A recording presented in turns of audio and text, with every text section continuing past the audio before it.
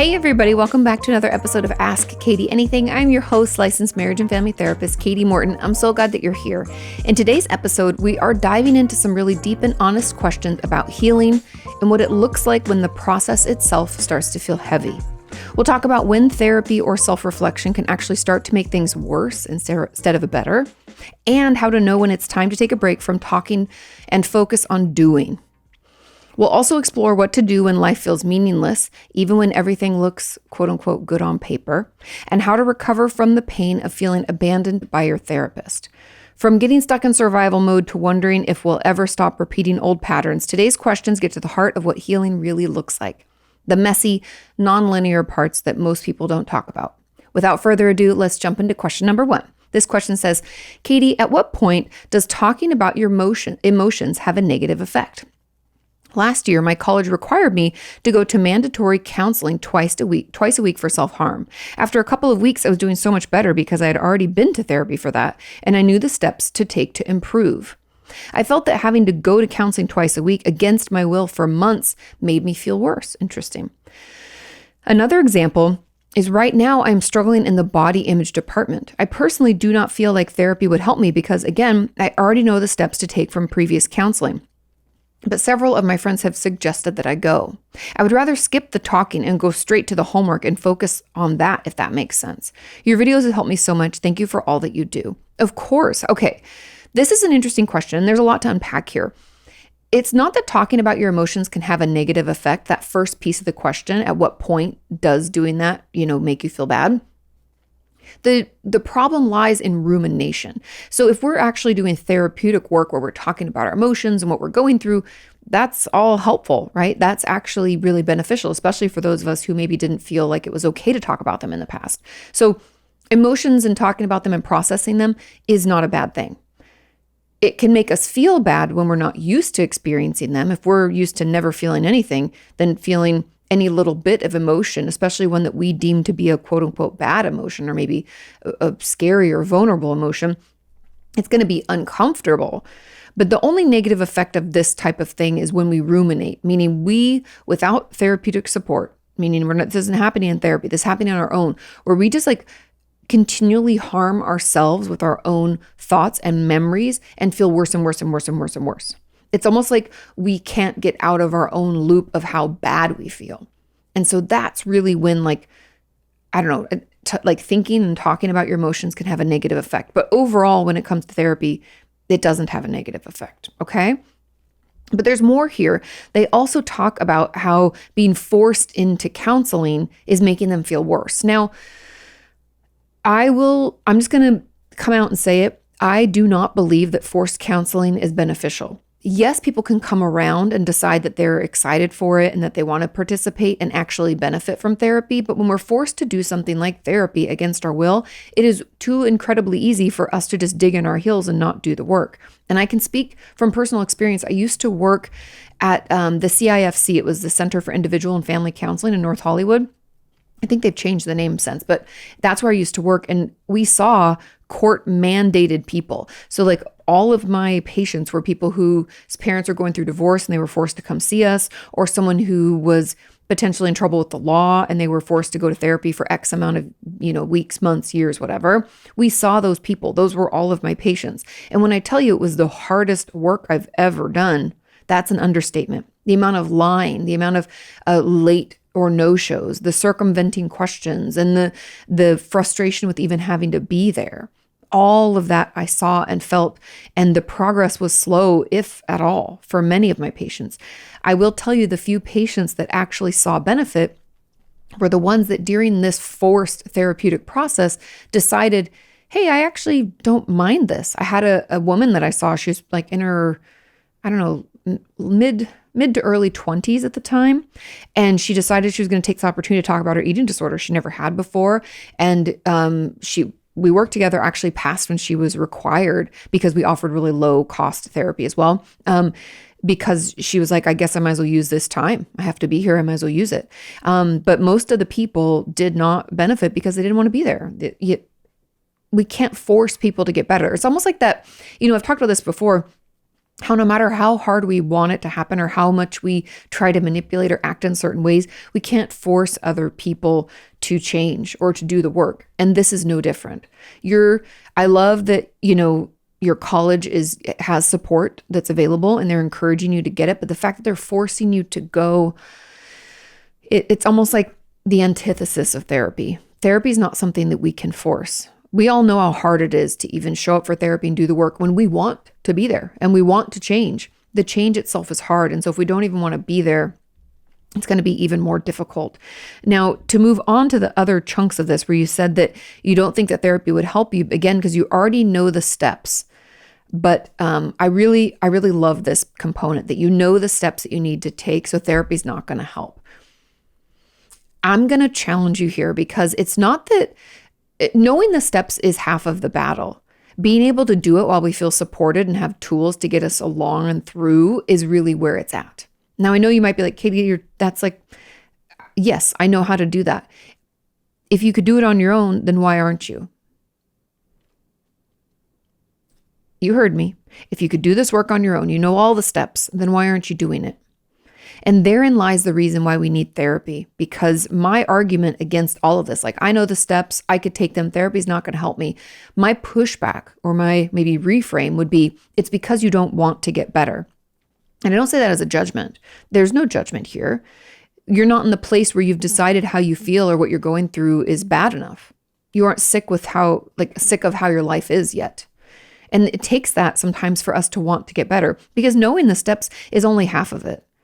Having the motivation and the oomph to do it and to show up even when it hurts and even when it feels like we're not moving forward. We all know that period of time when you're working on yourself where you just feel like stagnant, like there's no light in the tunnel. You're like, am I even moving forward? Are things even getting better? It feels kind of worse. You need to have that hope for a better future, that want for a different life to keep you going in those kind of dark, difficult times when we're just kind of feel like we're in it.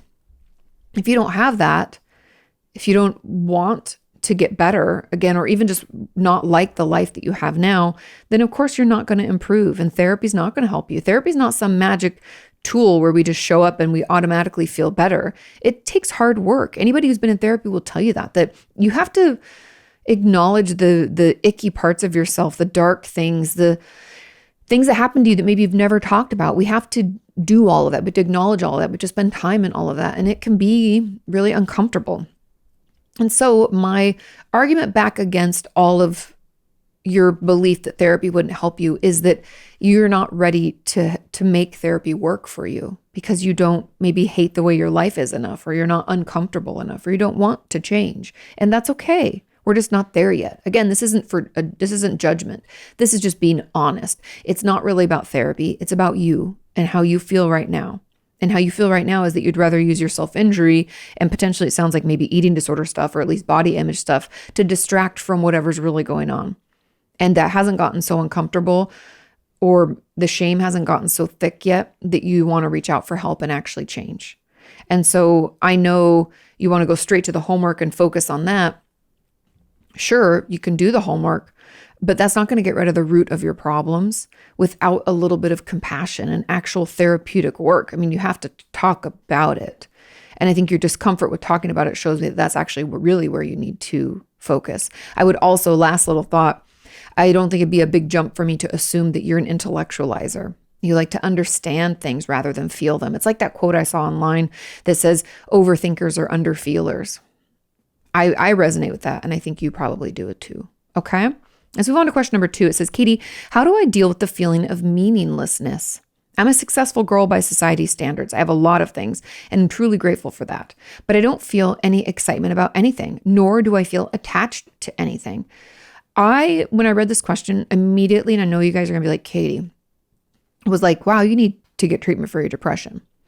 Because whenever we feel meaningless, like you have meaninglessness, you said, you don't have excitement, you're not attached to anything. It sounds very depression focused to me, like nothing brings you enjoyment anymore. There's nothing in your life that is fulfilling. You don't see any reason for things. Those are all statements that I hear from my patients who are struggling with major depressive disorder. And so to deal with those feelings, we really need to get support, whether that's therapy or medication. If you see a psychiatrist, that could be helpful too. But research shows that it's a combination of both medication with therapy that gives us the best outcome. And so I would really encourage you to do that. I also, as cheesy and annoying as it is, I would encourage you in the meantime to start practicing gratitude. Because you said, I'm truly grateful for that. I have a lot of things. I want you to try to notice other things, not just like, oh, I have a lot of things going right for me. I'm really grateful for my life. I want you to get more specific. I want you to be able to say like, I'm really grateful that I have this job that I love, or I'm really grateful for this friendship or my romantic relationship or my dog or my cat or my guinea pig or whatever. I want you to be able to be a little bit more specific. And ideally every day we do this work, but let's just strive for at least 3 times a week. I want you to sit down for 5-10 minutes and come up with like 3 to 5 things you're grateful for. And each day they need to be different from the one before. I don't want you just, saying the same things over and over. Because as cheesy as it is, it actually works. And that can combat some of this depressive thinking or negative thinking that you're kind of caught in, because that feeling meaningless, like meaninglessness and not feeling excited, to me is just a huge red flag for depression. It's like, that's what we're really struggling with. And that's why it doesn't matter what you have. It doesn't matter that like, oh, I have a lot of things I'm grateful for. Well, that doesn't make you feel any better because it's depression. But if we can try to practice a little bit of gratitude every day, it can boost our mood. You can also exercise. Exercise has been proven to boost our mood.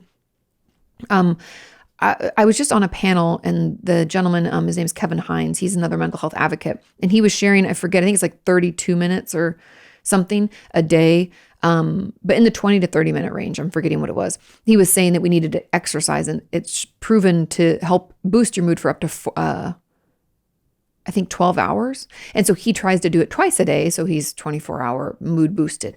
So maybe exercise, try like 30 minutes, see how you feel. Meet yourself where you're at, nothing crazy. There's vagus nerve stimulation things that we can do. Sucking on candies, humming even helps trigger it. There's a lot of things that we can do to help boost our mood, but hang in there. Let's get you some support, because what you're dealing with isn't that you're unsuccessful and things aren't going your way. It's that you struggle with depression. So nothing feels worth it.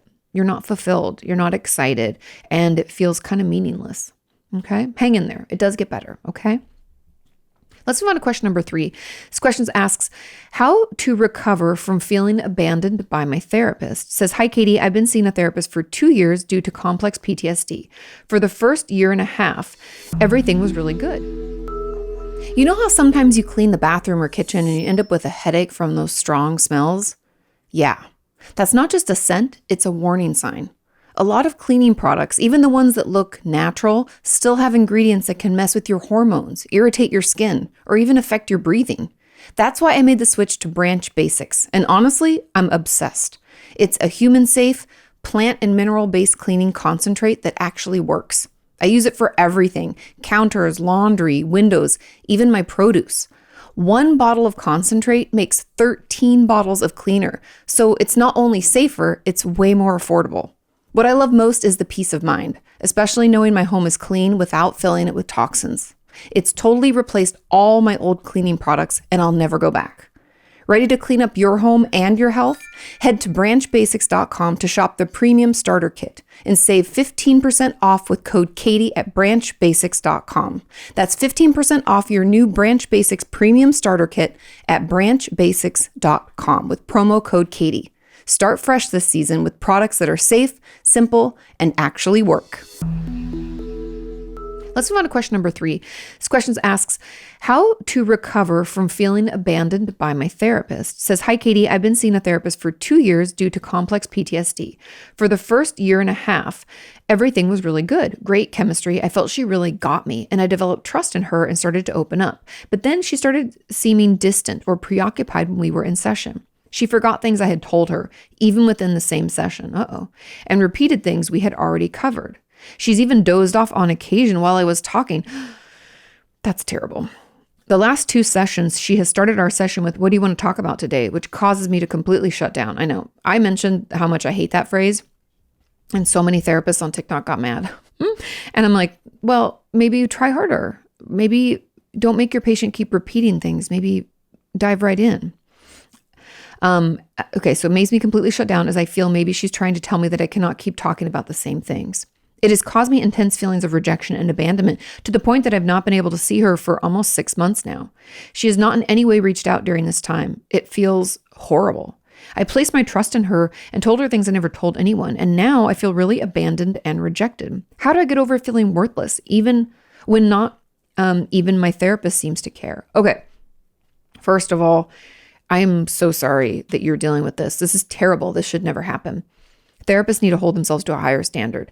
The fact that she was fine for a year and a half, I'm making assumptions, okay? And assumptions are never good because we don't have any facts. But the fact that she was good for a year and a half and then started to seem really distant and preoccupied, forgetting things, falling asleep, something's going on with her, okay? And we can make wild accusations and assumptions about what that is. Maybe she's sick. Maybe someone in her family's sick. Maybe, she's going through a divorce. Maybe, I don't know. It could be anything. Loss of a parent.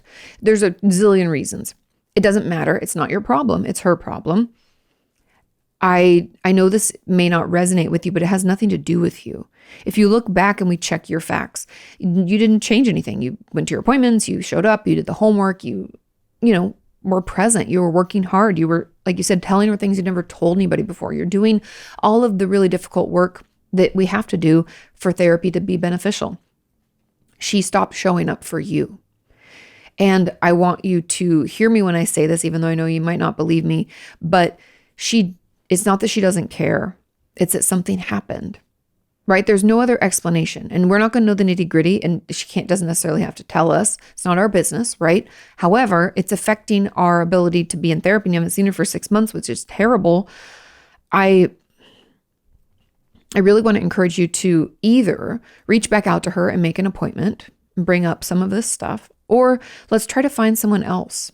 Either or. I'm happy with either option because it's up to you. It's your therapy and it's your time. But this therapist is really sucking ass and she's not doing her job and she's causing more harm. That's the thing about being a therapist that's so tricky but important is just as therapists, as mental health professionals, it's really vital that we recognize how privileged we are to sit with our patients and work with them through the toughest and darkest things in their life, and how important it is for us to show up for that. And if we can't, then we need to reschedule or we need to rethink our career if we feel like we can't hold space for people. Our job is intense, right? But it's by design. Like I went to school knowing this. There's no surprises. Wait, I went to school to be a therapist and now I'm a therapist, right? It's not like you go into get a degree in clinical psychology with an emphasis on marriage and family therapy, worked through 3,000 hours to get your license in clinical work, and then doing the clinical work. I'm like, oh my God, this is a lot. Like we know it's a lot. And your therapist probably needs to take better care of themselves and something's going on, but they're clearly just not able to do the work. And I feel like they should take a leave of absence and take care of themselves or figure whatever the fuck is going on. Maybe lower their patient load if they're overwhelmed. Yeah. So it's all about them. It has nothing to do with you. And I know that's hard to hear. I know you may not be able to hear me, but I want you to know that you didn't do anything to cause this. Something happened and we're not going to know what that is. And we either need to go back to this therapist and try to rebuild the relationship, which is going to require you to express your upset for this. Like, I feel like you're just a little distant and preoccupied and, sometimes you forget things and you fell asleep once. You can call them out. We're human. We're not perfect, but you should still feel free to call out to your therapist the things that are bothersome or hurtful that they're doing so that they know. And so we can go back or we can find someone new, but trust me when I tell you that it's not your fault at all. You were doing all of the hard work, which I know how painful it is. I'm super proud of you for doing all of that work. And I want you to, instead of using this as an experience of like, oh, my therapist doesn't even care, I want you maybe to reframe it and be able to say, look, for a year and a half, I worked my butt off in therapy and I really felt connected. And I did all this hard work because I'm capable and because I can get better, right? I just need to find a therapist who can meet me there now. And so let's find you, either repair with that therapist or let's find you another one because you're proof that it can get better. You've been working on it and it improved. In a year and a half, you did all the hard work. So let's not stop just because your therapist can't keep their shit together. Okay? Moving on to question number 4. This question says, Kati, more than 2 years ago, I wrote to you because I was struggling with generalized anxiety disorder, social anxiety, and self-harm. I'm 19 now, and it's been 5 years since it all began, but it still feels like nothing has changed. If anything, I'm developing anorexia too. I've been in therapy since 2022, and after a lot of effort, in 2023, I finally received a diagnosis. Only verbally, though, because my psychiatrist isn't into labels. What? Okay. I even started medication, but stopped it on my own twice. Don't do that. It feels like I'm stuck in a loop, like I keep sabotaging myself. I feel like I have hit rock bottom. I have to hit rock bottom to heal, like being hospitalized. I think my problem started between ages 11 and 13 when I had a very toxic friendship. I was friends with this girl. We became extremely close, seeing each other almost every day after school. And in no time for myself, my life revolved around her. She'd get mad if I didn't go out with her. And when I didn't, we'd spend hours on the phone. She'd pull pranks or invent arguments to keep me there. For me, the fights felt real and I was devastated. We swung between unforgettable moments and times when she treated me horribly. This sounds like a narcissistic relationship on her side. She tried to isolate me from my family and friends. Yep. Manipulated and gaslighted me, made me doubt my own thoughts. Being her friend was like walking on eggshells. One wrong step and she'd explode. She was always messaging and calling me, and I'm completely under her control, trapped and unable to breathe. After 3 years, I finally ended the friendship, hoping things would get better. But since then, the effects of that toxic relationship have stayed with me and grown. It's like a wound that never heals. What do you think about it? Will it ever get better, or do I have to accept this new me? No, you do not have to accept this new me. What you experienced is what is known as narcissistic abuse. And all of the things that you mentioned, the fact that, she would pull pranks and invent arguments to keep you there, swung between unforgettable moments and times that she treated you horribly, made you isolate from friends and family because you're easier to control when you don't have people around you, manipulated, gaslighted me, made me doubt my own thoughts. All of those things, walking on eggshells, her exploding, constant messaging, trying to control you, felt unable to breathe. All of that is narcissistic abuse. We have to remember that narcissists are actually incredibly fragile people who have put up this fake facade to like protect themselves from admitting that they're wounded and sad and vulnerable, right? That feels too dangerous, too scary. And so they put up this fake facade. And in order to get what they truly need, right? Like you and I sometimes do things because our inner child like craves it. Like my inner child loves consistency, loves attention. She loves to be praised, right? So as an adult, I had to work in therapy to like heal that inner child of me so I don't go out seeking those things continuously throughout my life. Now, narcissists, because they won't admit that there's this inner wounded part of themselves, they put up this fake facade. And in order to still get the things that they need, they manipulate other people instead of allowing for them to happen naturally. And all of this manipulation is incredibly abusive. They will act in certain ways that aren't true, like picking fights just to get you emotionally charged with them because that's that supply that they need. They want to suck your energy. They'll tell you that you're remembering things wrong when you try to call them out on their bad behavior, or they'll play the victim. Oh, I can't believe you'd say that about me. Oh, I'm just a terrible friend or mother or father. Woo. They just are martyrs. And they do all of this type of manipulative behavior to satisfy that inner sad piece of themselves. Now, I'm not saying this or explaining this to condone the behavior because it is not correct. We are all responsible for how we act. And any narcissist who utilizes these types of, manipulative tactics and tools is an abusive person and doesn't deserve to have a friend like you. They need to work on themselves first because they're completely toxic. And so all that to say that I just want you to know that going through that is a trauma. I don't think you said what your diagnosis really is. I mean, you said GAD, social anxiety, self-harm, but I think you probably also have PTSD from this relationship. And so I really want to just encourage you to continue therapy, continue talking about this. The more we talk about what you went through, all of the things that happened in more detail or as much as possible, or you can do EMDR, the eye movement, desensitization and reprocessing, where we follow something right to left. That could help you process it. But we really need to continue talking about this experience in as much detail as possible, helping our brain process through the trauma we sustained. That's how we'll come out the other side of this. That's how we'll heal from this abuse. I'm so sorry that you went through this. I'm so proud of you for ending that relationship. Do not ever, just throwing that out there. When we end a relationship with a narcissist, chances are that they will try, I don't know, depending on the relationship and how long, it might be a week, it might be a month, it might be a year, but they'll try to get you back in. They'll send out little fishing lures with things that they feel you might not be able to, I don't know, ignore, or you might not be able to resist replying to. And these can be like emotionally charged where they like fall on their sword, like, oh, I'm such a bad person, you won't even talk to me. Or they'll say like, I know we're not talking, but I just want you to know I fell down some stairs, I'm going to the hospital. They'll try to make you worry about them. Or some kind of emotionally manipulative tactic to get you back. And I just want to throw that out there because I don't want you getting hooked in. You've decided that this relationship is not good for you, and I agree with that. Do not take the bait. You deserve better, okay? Hang in there. Even when they send out those lures, do not take it, right? We can find relationships where there's no manipulation, no gaslighting, no love bombing, none of that. And I really just want you to know that it will get better. The wound will heal. But if we don't talk about it, if we don't address it, if we don't acknowledge it, it will just fester and get worse, and it will make us feel worse. And like you said, it's like it's still hanging on with you. That's okay. It takes time to process these things. We don't have to rush through it, but we do have to talk about it, okay? And if you feel comfortable, talk to anybody and everybody who will listen, friends and family, other people who are aware of it. You know, it might be helpful for you to vent about that a little bit so that you're not holding it all inside, okay?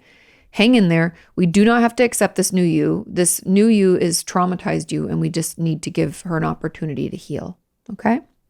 Let's move on to question number 5. Question number 5 says, hey, Kati, as a follow-up question to my last question, which you answered a few weeks ago, a brief recap. I moved away from home to college because of my abusive parents. I remember that. And don't miss home. And though I thought moving away would get me out of survival mode, it didn't. And living conditions here are terrible. My college doesn't have a residential area for its students, and all of us have to live 10 kilometers away near a village where we have to live with improper food and drinking water, no self-service, with no healthcare support at both the hostel and college itself. So unfortunately, therapy is not an option. Could you please give me some advice on how to keep going with everything college life throws at me, or throws at one, and not be stuck in survival mode or get worse mentally? I'm really surprised. I don't know where you are in the world, and I know different colleges have different setups and situations. Do you have the opportunity to transfer? Because that does not sound, yes, it's good that you're away from an abusive home, an abusive situation, but it sounds like we move from one bad situation to another. And that's why you're still stuck in survival mode. If we don't feel safe, if we don't feel secure, if our basic needs are not met, there's this old, and I just say old because it's been around forever. There's this old psychological theory, and it's called Maslow's hierarchy of needs. And what it believes is that we have to have these base, it's a triangle, and these base needs have to be met in order for us to reach at the very top. I believe it's called enlightenment. And that's like the goal, right? But if we don't have food, water, shelter, clothing, family support, it goes up and up and up these little tiers. If we don't have those things, we can't relax. We can't feel good. Our needs aren't met. So we're going to spend all of our time and energy trying to get those basic needs met. And so I don't know how college feels for you, but I can't imagine that being a good learning environment. I can't imagine that being somewhere that we'd want to be, and making it easy for us to stay focused in school. So I don't know if you're able to transfer, but I might encourage that. Looking into colleges with similar, whatever, I don't know what your degree is, but similar offerings, except for the fact that they have residential stuff that's offered. Or even if it's a community college somewhere near there, it should be near a city center or somewhere there's apartments, and we could stay there. And that's something that you could pay through your college funding. I don't know if you get a scholarship or if there's I don't know how it works where you are, but in the States, at least I can speak to the fact that when you take out a loan for college, you can take out additional loans for housing. And I would encourage you to look into that, because this just does improper food and drinking water. That does not sound safe to me. I'm glad you're away from home. That's not my goal. I don't want you moving back home. But I do think a transfer to another school could be really, really beneficial. And I also know that it's about this time of year when applications are open. And a lot of them are due usually in like November to January. Like they're due in a few months. So I'd encourage you to start looking into that, making some calls when you're at school, get on the computer. Let's start those processes. That's what I'd put my energy into. Because if therapy is not an option, I don't really know how, you're not going to be able to get out of survival mode. But there are some things that you can do today. Obviously, we're not helpless or hopeless, right? There are things that we can do, but that's like the goal that I would put out for you. If you were my patient and I was seeing you, that would be my goal for you. But in the meantime, I really want to encourage you to journal and to talk to other people at school about how shitty this is. Vent about the toughness. It helps. What's that old adage? Any joy shared is doubled and any sorrow is halved. So you're going through a tough time and living in this like hostile situation with no drinking water and improper food. Like anybody who's at that school is like, this is the fucking worst. What is this place? Right? It can feel like, so vent to them, talk to them about it. I mean, if somebody thinks it's amazing, that's some wacko shit. That just doesn't sound very healthy or safe for anybody. So vent about it so that you don't have to feel like you're in it all by yourself. I mean, you're not, but let's talk about it so we don't feel so alone with it. It's really helpful to talk about things, good and bad, right? Like I said, joys are doubled, sorrows are halved. But journaling is another way to get that stuff out. Make sure it's kept safe. I don't want anybody accidentally reading anything. You can keep it on your computer under password or keep it in a journal or a notebook, right in the back, maybe to forward so that people don't find it.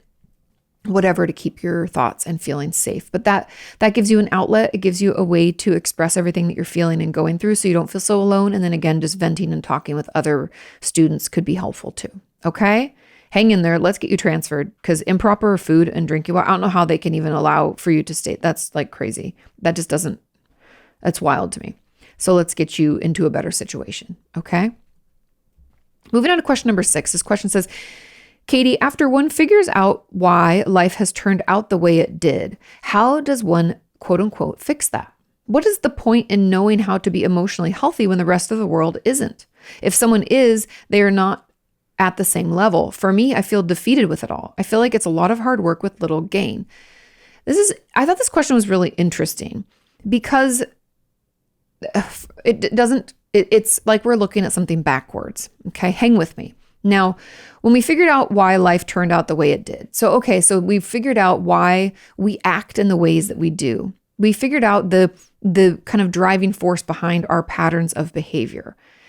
How do we fix that? We choose to act in a different way. So we understand our past, but our past does not have to become our present nor our future if we take it upon ourselves to do differently.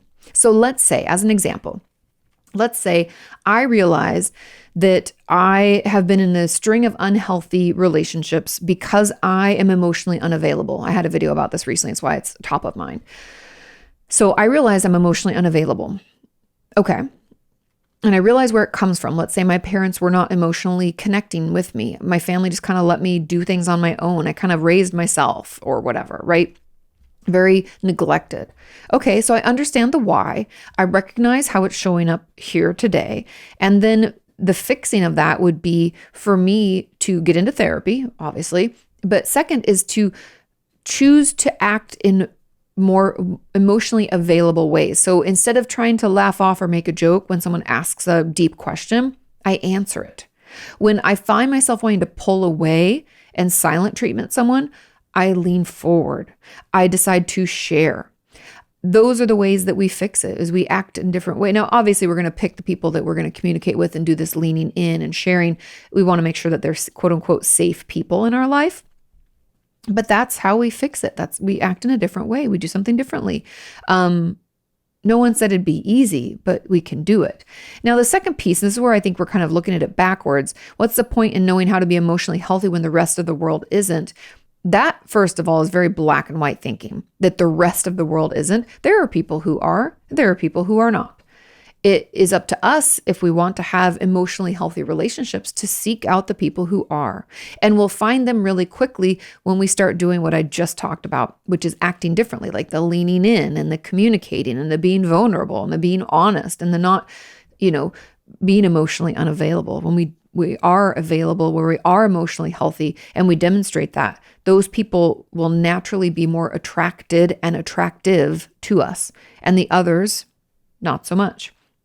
And so saying that the rest of the world is quite a huge, like, it's just very black and white. It's like all and nothing. But I'm emotionally healthy. You're emotionally healthy.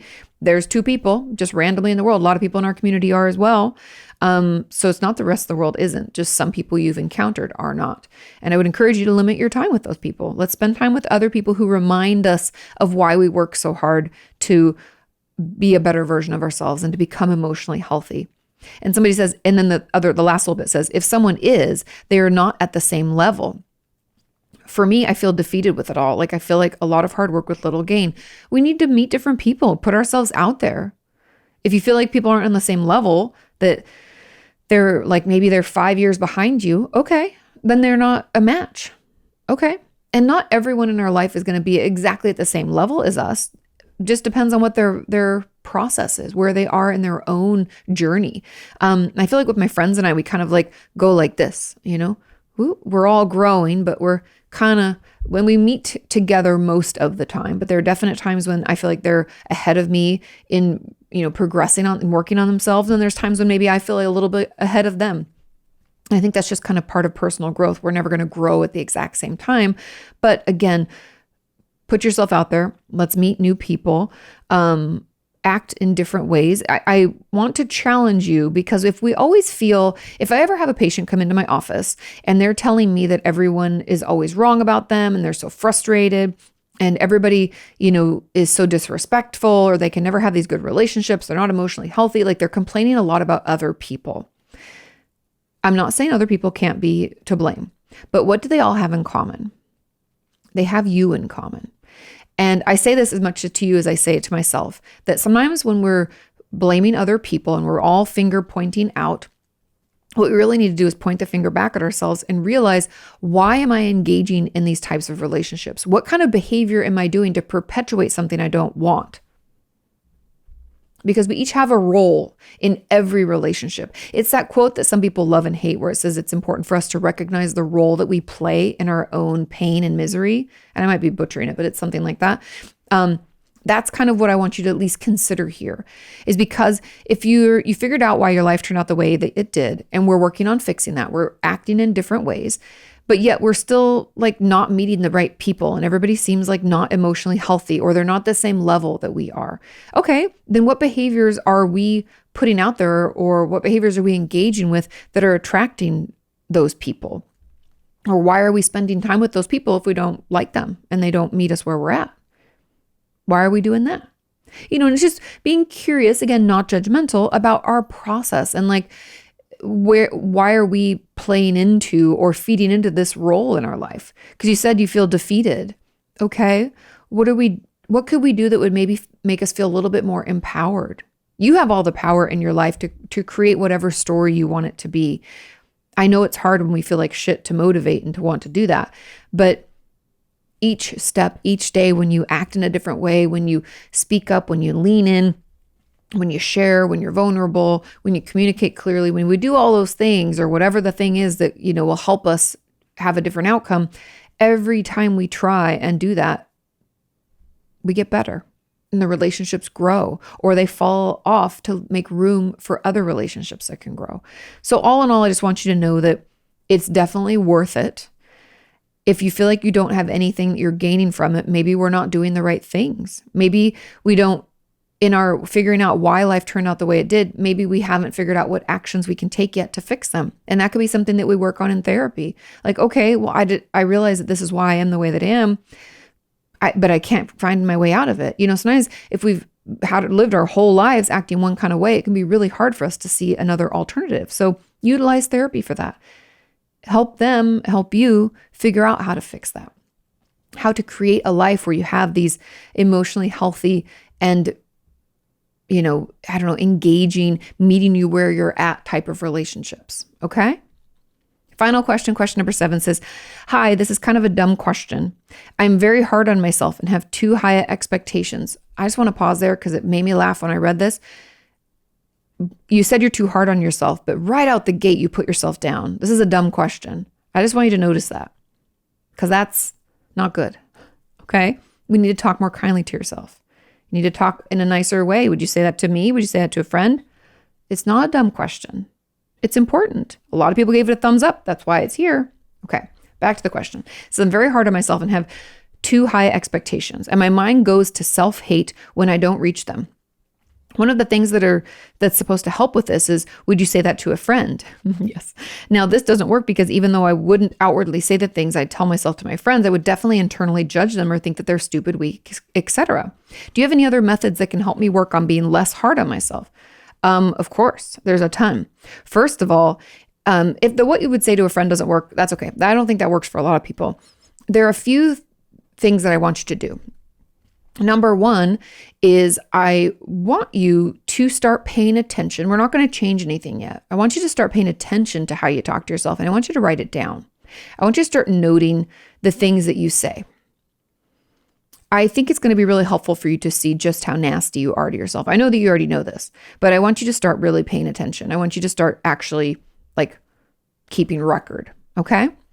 And then we're going to have to bridge statement because clearly we can't be positive and you don't believe it. And you also judge everybody, it sounds like, because we're feeling potentially if you were in my office, you know what I'd write in my notes? Depression, ? Because where negativity lives so much so that there's almost no light left. You think you're not doing well, you're not good enough, your friends are stupid, you're judging everybody and you're feeling pretty negative. I always wonder about depression or anxiety or both. It sometimes just makes us spin in this nasty negative space. And I feel like you might be caught in that. But anyway, back to the list. I want you to keep that list of the things that you say to yourself because you'll find that there's just repeats all the time.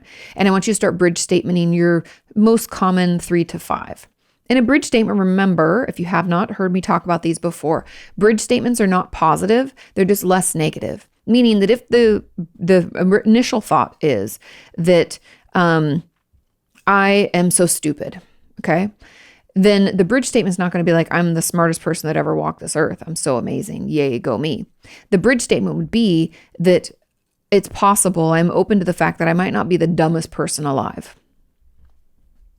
And you might be thinking, Kati, that doesn't make me feel better at all. I swear to God, if you pay attention, if you tap into yourself, notice the difference from when you say, I'm so stupid, to when you say, I'm open to the possibility that I might not be the stupidest person on this earth. Small shift, huge internal shift. You feel the difference. It feels less heavy. It feels less definitive. And that is the goal. And so I want you to keep doing this work where you move it little by little, slightly into less negative things. Again, not positive, just less negative. So then we'd move from I'm open to the possibility I might not be the stupidest person on earth to I'm open to the possibility that I might not be stupid all the time, just sometimes, right? You can see how we can slowly move ourselves. And that's really my challenge for you. It's not about whether or not you'd say it to a friend. We have to get you out of this black hole of negativity. It's kind of like sucked you in and you can't find your way out. And so I want the bridge statements to help you build a bridge off of this negativity island you've been living on. And take your time with this. It's tedious, it's annoying, but trust me when I tell you it works. That's really the way that we're going to get ourselves out of this. And I also want to leave you with this little nugget of information. It's actually in my new book, Why Do I Keep Doing This? But it's also in The Artist's Way. I pulled it from there and obviously credited the author as one does. But in The Artist's Way, the author shares that perfection is not seeking out the best in ourselves. It's looking for the worst. And I might have said it, she might have said it a little bit differently, but I love that quote. I think it's really important to recognize that when you said you have too high expectations, that's not what this is. I want you to reframe that because that sounds like it's a good thing and it's not. I want you instead to acknowledge what it is that you're caught in, where you're hard on yourself and you seek out the worst in yourself all the time. That's what I want you to say. It's not too high of expectations. It's I always go looking for the worst in myself. Because sometimes I find that we try to wrap our negativity in a pretty package to keep us hooked on it. But no, perfection is good. I should have high expectations. I want for better. I want for more. Yes, but at what cost? Not at the cost of your confidence. not at the cost of friendships, not at the cost of your relationship with self. You want to abandon yourself so you can have high expectations? Let's call it what it is. You're seeking out the worst.